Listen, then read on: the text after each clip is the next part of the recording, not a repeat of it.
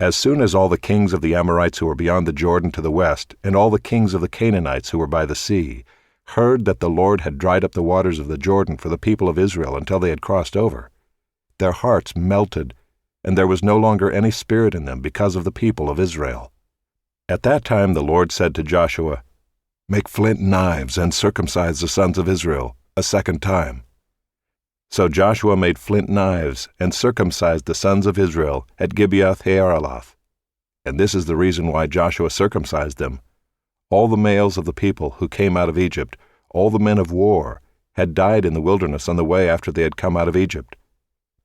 Though all the people who came out had been circumcised, yet all the people who were born on the way in the wilderness after they had come out of Egypt had not been circumcised. For the people of Israel walked 40 years in the wilderness, until all the nation, the men of war who came out of Egypt, perished, because they did not obey the voice of the Lord.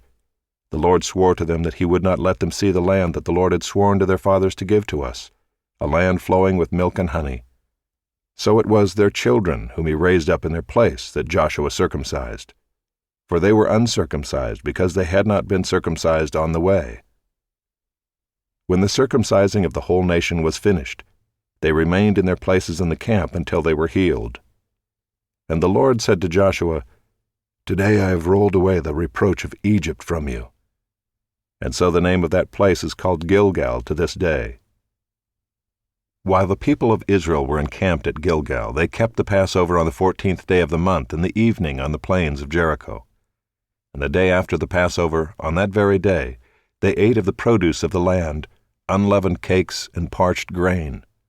And the manna ceased the day after they ate of the produce of the land, and there was no longer manna for the people of Israel, but they ate of the fruit of the land of Canaan that year. When Joshua was by Jericho, he lifted up his eyes and looked, and behold, a man was standing before him with his drawn sword in his hand. And Joshua went to him and said to him, "Are you for us, or for our adversaries?"